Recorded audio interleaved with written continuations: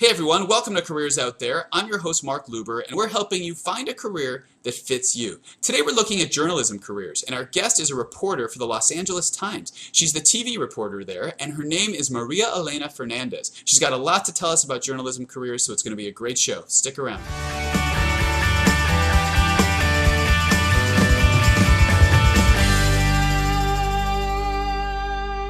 Okay, we're back. Maria Elena, welcome to Careers Out There.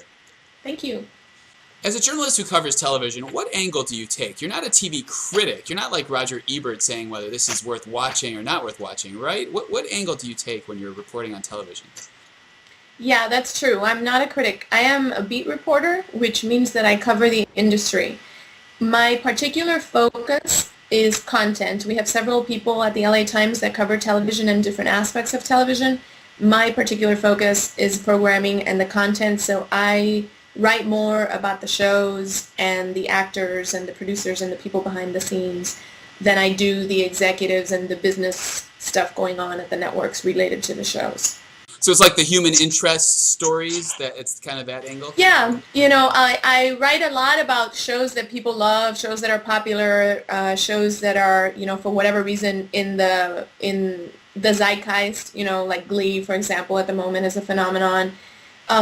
Or the downside is, I'll write about a show that's not doing well at all and why. It could be a behind-the-scene human interest story, the director or the producer. There could be an interesting angle going on with an actor. It's a lot of trends. I try to look at a lot of things that are working across the board, whether it's on the broadcast networks or the cable networks. There are things that networks have in common. Reality TV right now is huge. A lot of those personalities we cover a lot. So I basically write about the things that the TV viewer or TV fan is interested in. Okay, so through that you probably have some pretty fun experiences that I'm sure a lot of people would want to hear about. Tell us some of the crazier things. Tell us a couple of wacky things that have happened in the course of hanging out on a TV set or hanging out with TV stars. Well, I've done a lot of really fun things. There aren't many people that can say they've gone horseback riding with William Shatner. It's always, when you're interviewing an actor for a story about the actor, it's always great to have time with them in a place where they're comfortable and, that's outside of work and they can be themselves. And in the case of that story on William Shatner, he took me to his ranch, which is about a couple hours from Los Angeles, and he loves it, and he rides his horses all the time. So I went there with him for that reason. But, some of the things that actors or celebrities want to do, on their off time during an interview are really crazy. Like Jimmy Kimmel insisted on taking me to Costco because that was his favorite thing to do on a Saturday afternoon. And I have to say, I had a great time. It was actually one of my favorite afternoons with someone famous. It can be something as simple as just lunch, a lovely lunch with someone. The best times are always when they're alone. Some interviews are really monitored by their people, by their publicists or their managers. And so you never feel like the person ever really relaxes. And you don't really, you only get a snippet of them. Did Jimmy buy anything wacky at Costco? He was actually buying a lot because he throws a huge Super Bowl Sunday party every year at his house. And this was the Saturday before. And I remember we had 2 cartloads, and I think he spent like $2,000 or something like that, mostly in meat and things because he loves to cook and he throws a good party from what I'm told. Sometimes it doesn't go so well. Sometimes actors are not, in a good mood, or they're just not interested in the press that someone has set up for them, and you don't always get to go on a nice horseback ride and have a nice lunch with someone. Right. Well, tell us this. So you were not always reporting on television. You've written about a lot of different things. Tell us what you did before you were writing about television, and how did it compare? Yeah, I've only been a TV writer for 7 years. Before I came to LA, which was 11 years ago, I was on the news side of all the other papers that I worked at. So I covered hard news and mostly crime and courts. In my early years, I covered a lot of general things, which is a good thing for young journalists to do is to basically try a little bit of everything to figure out what they're good at and figure out just how society works and government and, all kinds of branches of government. But by the time I got to Atlanta, I was specializing in crime and courts, and I did that for 7 years in Atlanta and DC. And that was really hard. It's probably the most difficult thing I've ever done in my career. Tell us an example. What does that mean, writing on crime and courts? Explain what that is. Well, being on the crime beat means you're basically following the police. You're going to crime scenes, but you're also covering the police department. So, sometimes the police get in trouble themselves. So you're building a relationship with the people in the police department because they help you with the crime stories, but you're also keeping an eye on them and making sure that they're doing their jobs well. That means you're on the street a lot, and it means you're seeing the worst the world has to offer in many cases. Basically what a cop sees in his everyday life. You meet people at the worst times in their lives when they've lost a child or their husband, or somebody got run over, or somebody got hit by a car, or somebody got shot and killed in a drug deal, or over love or money. And it can be really really hard. You definitely take it home, and you have to learn to release that, or you could be in trouble yourself. You see that with a lot of police officers. Share that story you were saying earlier about when you were in DC, the horrible, scary moment that you had. Yeah. I mean, that's just one of the many huge crimes that I've seen. My first day on the job at the Washington Post, there had been a serial killer in DC killing prostitutes for their drugs. And I think there had been like 7 murders up until then, and I got there on either the 6th or the 7th murder, I think. And it had just happened that morning, and when I got to the crime scene, it was really gruesome. The only thing you could see was her torso. That's all that he left on the sidewalk. And it was, broad daylight on a beautiful January day. It was. Yeah, not pleasant. I have many stories like that. That's the problem. Wow. Takes years of therapy to remove something like that. Now you're not like the journalist character on Dexter, right? Where your father's a serial killer and you're kind of. Oh no. Okay. Just want to make sure. So would you say that there's a lot of things that both paths have in common, whether you're writing about crime and courts or television? And what would that be? What should all young aspiring journalists know? I mean, covering courts means, covering trials and hearings, once the cases have moved on, which then you get to see society in a different way. You kind of get to see that drama play out in front of you. Whatever happened that day is going to be all recreated. And it's a very interesting place for a journalist. And those skills, I think, definitely help. Once I moved to Los Angeles, I made the decision to move into features. So pretty much a year after I was here, I moved from the news side into features and eventually into entertainment. And I think that the skills that a journalist needs that are germane to any job is, you have to be a quick thinker and curious and a very good listener and someone who processes quickly. So whether you're using that because you're at a crime scene where 3 people have been violently murdered, or you're on a set and you only have 6 minutes in between a break to get 3 key interviews, and you have to really put your brain on basically so that okay, I only have 6 minutes for 3 people. What are the 2 main things I need for this story? At the same time that you're observing everything around you, because what makes features interesting is all those little details, things that you notice that somebody else might not. That make the story come alive and make you feel like you were there too. So, I mean, one thing feeds into the other, definitely. I think my news background has helped me a lot. So to a certain extent, journalism is journalism. Yes. I mean, journalism is basically, its most fundamental level, the pursuit of the truth. So whatever the truth is, what's the truth today on the set of Dexter, or what happened to this poor woman that's dead on the sidewalk? Right. Yeah. Interesting. So what's a typical day then for a journalist? How does your day go? That really has no answer. For me, let's say now on the TV beat, because blogging is something that's become a big part of what we do in journalism in the last few years. My day in the morning is spent, just scouring the internet to see if anyone else has any of the other outlets or, media companies have put out any stories that are TV related that our readers might be interested in that I didn't know about, and posting that. But the day really varies, I like Friday, I'll spend the entire day on the set of Dexter. I'm jealous.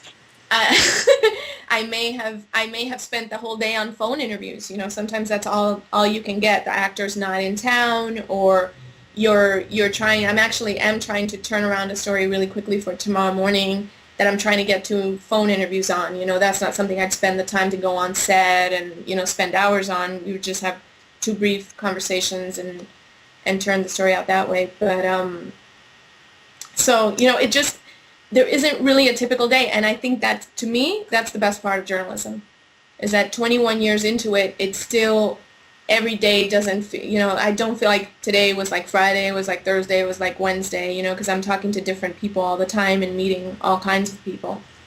So you're doing the phone calls, you're going on the set, you're meeting with people, you're taking notes, you're writing. Do you already have a deadline set from an editor who said, go out, do this story, figure it out, pull it together by midnight? How does that all come together? And then do they kick stuff back to you and say, redo this part? Yeah, that also, it really depends on what situation we're talking about. For example, the blog is something that the reporters are generating more on their own because there's just so much content. So when you have something to post, you pretty much, like when you have a good little tidbit of a story that you just want to put online really quickly, there's not a whole lot of conversation with an editor about that. They want that kind of news to be up fast because we're competing with all these other television blogs. So in that sense, I'm more independent. If I get the interview, for example, that I said I'm waiting for, which is related to Sons of Anarchy, I will just post that. And it's not really something that an editor and I discussed. The set visit for Dexter is a more complicated thing because it's also going to be a feature in our calendar section, which is our entertainment section. So I'm going to do a video for the blog, but I'm also going to go and do a lot of interviews and report out a feature for the paper. And that is something that we talked about in advance. And the deadline for that will not be a rough one to meet because I have 2 weeks before it premieres. So that's a lot of time. Sometimes you have to turn it around. Like a week ago, I had to do a high-profile interview with someone. I did it on Wednesday night, and it had to be in the paper Friday morning. So that was really hard. Not really hard, but like really fast, and I had to work overnight, to get it done. Mm-hmm. Once I go to Dexter and I write the story, yeah, it goes through the editing process, and they may send stuff back to me to change, or for space reasons, which is a big thing we're facing now on a regular basis. Stories are shorter now because the paper is smaller. We may need to cut it if I didn't do my job right and I sent it in over. They may have to kick it back and cut it. So in that sense, it's a big collaboration. After my editor's done with that, it goes through another process of copy editing, and that's a whole nother level where those editors may have questions, or that's more things that need to be cleared up. Maybe they thought something was confusing, or there's a misspelling or something like that. At that level, then there's more changes. So there's a lot of people involved with the story before it goes into the paper. A lot of moving parts, it sounds like. Yeah. Keeps it exciting. So what about the most rewarding aspect of this? What would you tell someone who's considering a journalism career? What's the most rewarding aspect? Well, I think that, you have the opportunity to make a difference in someone's life. Granted, sometimes people aren't happy with the difference that you're making in their lives. Let's say you discover that the mayor's embezzling or something like that. That mayor's not happy with that, but the public is, the people he serves and the people of Los Angeles, learned something that they needed to know about this person that's representing them, right, and where their money is going. So always, even in something that may seem like a simple feature about a show, like let's say the new season of Dexter, that's not life-changing or deep in any way, but for the people who watch that show, they're going to learn something they didn't know about, and it's going to enhance their viewing of it. So, maybe I didn't make their lives better and, in some substantial way that I improved it, but, as far as their entertainment value, when they're watching the show, they're going to see it with different eyes, and, you feel you contribute, to society in that way. Obviously I don't feel it as much as I did when I was covering news. I mean, there I felt it all the time because the response that I would get and the reaction I would get especially from when I dealt with murders, and, the reactions I would get from family members and people, even if the person that died was a horrible person in a gang, let's say, who had been wanted on many other crimes, and he just happened to die in a gunfight that was gang related, he still had a mom and a sister, or a friend who loved him, and so you came into contact with people on that very human way. And it has to be a great feeling to know that the stuff you're putting time into, you're crafting the words and you're putting this whole story together, people are seeing it. It's ending up in either their hands or their computer screen, and they're reading your work. So that has to be a really rewarding aspect. Yeah. I mean, that's the scariest part, you putting yourself out there in that way, and then having editors edit it and have an opinion, and now on the internet, people blast you left and right for any, I mean, it's like everyone has a say, and they just press send, and, you have to be very thick-skinned. That's something I should have said about journalism. You have to be very thick-skinned. But at the same time, I love that about the internet, because I instantly know what people are thinking, about what you wrote about, or the topic, or what they thought of what you said about it. Right. What about... I think that's very rewarding. What would you say is the most challenging aspect then? Is it some of the stuff you just touched on, or is there something else? The most challenging is how much competition there is, and there's more than ever, because everyone's a writer and a photographer now on the internet. So, the most challenging thing is to have original things to say or to share, because there's a lot more people doing this job, even though they don't call themselves necessarily journalists, or they didn't go to journalism school. And what would you say is the top thing where you could weed people out and say, if you can't handle this challenge, if you can't handle this aspect of it, get out of the room. Don't even consider a journalism career. I think there's two things. I think it's pressure, because you're on constant deadline, and you come up with something great today, and the next day your editor wants something else already. There's like this constant pressure to be churning. And the other thing is that if you can't be thick-skinned, if you can't learn to put aside your personal feelings and listen to criticism, and listen to what others have to say about whether the idea that you're pitching or it's something that you wrote, then you should not do this, because it's hard. You're not everything you think and write is going to be met with a smile and a green light. Exactly. Keeps you on your toes. What about personality and skills? I feel like you've pretty much covered it. Are there any other aspects? Maybe we haven't talked about analytical skills are really important. Having a very good BS detector is very important. That's what I was saying, to have good instincts, to kind of be that person that can quickly assess a situation. Not all journalists are super outgoing, even though you'd think that they would be. Not all of them are, and that's fine. There's some journalists that are a lot shyer and more serious and introspective, and other people that are, more gregarious and outgoing. And I think either one of those styles works. I think that as long as you're someone that can make people feel comfortable, then you'll have success. Got it. So that the personality, the communication skills and people skills. Right. Big. Yeah. Okay. What about school. What type of majors and educational backgrounds would you suggest to people who are considering this path? Well, I went to journalism school, but that's not necessary at all. You definitely need an education, but there are people who have business degrees, there are people who have history degrees, political science degrees. Some people get a communications degree, but then they get a master's in culinary arts or film studies or, whatever they're interested in covering, music. The really, education-wise, there's really no one path because in journalism, you're constantly learning anyway, and I think a person who's exposed to a lot of different things, who either tries to have internships in various cities across the country or can study abroad and specialize in something abroad, something that makes their background richer and diverse and interesting will definitely benefit them.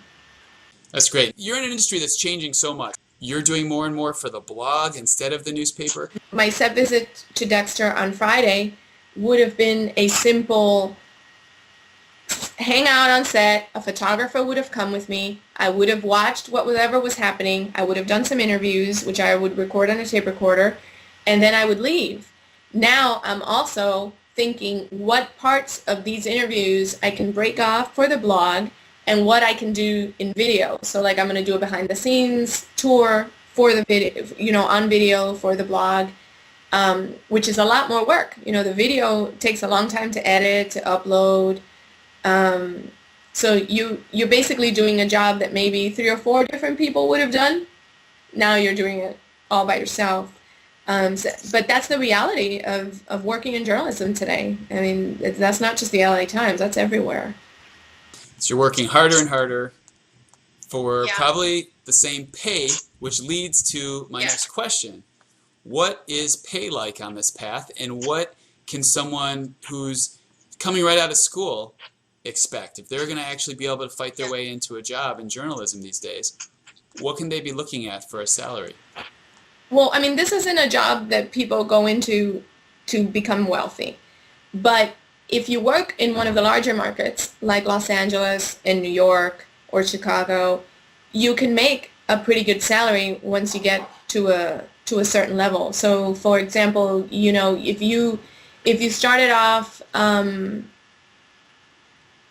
like let's say you started off in Florida, at a smaller market, not in South Florida, but let's say in Central Florida, you might graduate from school and be able to pull $30,000. But if you found several jobs after that you kept moving, like let's say you did what I did, which I moved from Florida to Atlanta to DC, and then I moved out to LA, each one of those affords you big pay bumps. And you could eventually be making 6 figures, depending on how well your career goes and how big you go. You can make a pretty good living.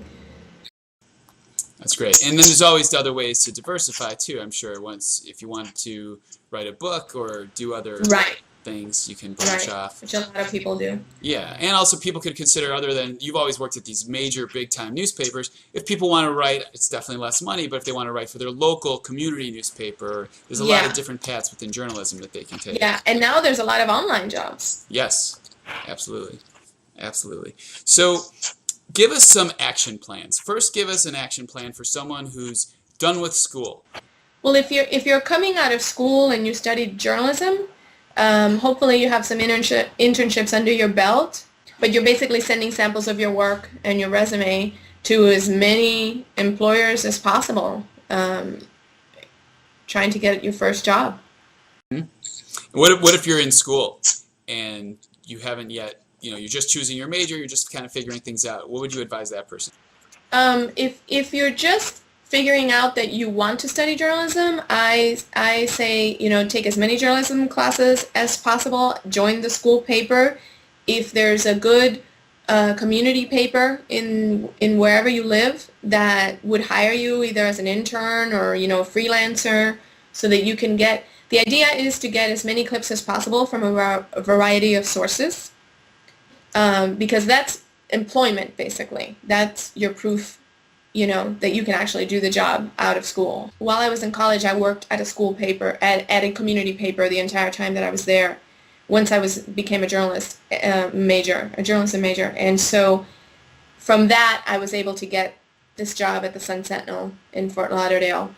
And I was there 3 years. And then the other jobs out of state were as a result of having networked and met all these different recruiters over the years. So putting yourself out there in networking. Yeah, be very aggressive. You have to be very aggressive. It's red magic marker territory, right? Everyone take out your red magic markers and highlight that. You got to be aggressive. You got to get out there. You got to work it. Don't forget that. Well, to be a reporter, you have to be aggressive, so that's a good start right there. There you go. There you go. Exactly. So give us some keys to success. Kind of tie everything together for us with some keys to success for someone who wants to be just like you one day. The most important thing in establishing a journalism career, I think, is to actually be immersed in it in some way, you know, on your school level or in your community level. So, you know, write. Get a lot of different types of reporting experiences under your belt, you know, whether it's covering a city hall planning meeting or interviewing someone or going to a sports game and covering that, so that your clips show that you can do a variety of reporting. Initially in your career, the most important thing is to show that you can do a lot of different things, especially in this day and age with the internet and the videos and the blogging. You know, being as diverse as possible will make you that much more successful, that much quicker.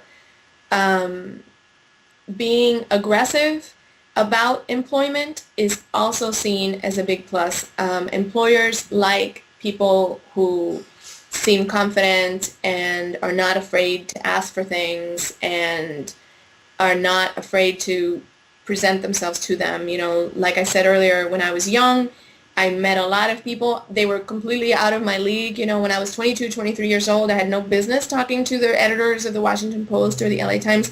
But at these job fairs, that was a great opportunity. And even though I knew I had nothing to offer them at the time, just to meet them, to get to know them on a personal level, made a big difference for me. They remembered me, they tracked my career, and then when it was time, you know, they came after me. So I think that perseverance, which is another quality that journalists have to have, because you often get doors shut on you when you're trying to pursue a story. Perseverance in terms of outlining a strategy for your own career is very, very, very important. It's still, even though, you know, the newspaper industry, everyone says newspapers are dying and all this stuff, I think journalism is always going to exist, and it's a very exciting and fulfilling profession where, you know, you get to remake yourself in this profession, because, you know, I did news for a long time, I got tired. Now I've been doing TV for a long time, and maybe I'll move on and do something else. But there's so many different areas that you can choose from. Anything that you're interested in, basically, you can write about as a journalist. So I highly recommend, you know, if you're interested, I still think that it's a viable profession. Excellent. Excellent. It's good advice. I hope everybody out there appreciates that you took your time. Thank you, Maria Elena, for sharing with us today. Thank you. Everybody, as always, here at Careers Out There, you get real advice from real professionals like Maria Elena Fernandez. Please share your comments, your feedback in the comments section, and don't attack me or my mom like Maria Elena said people do on the LA Times site. So definitely want to hear from you. Hope that you learned a lot, and if you have questions, let us know. We'll be there to help you guys out. Thanks again for watching. I'm Mark Luber. Take care. Thank you.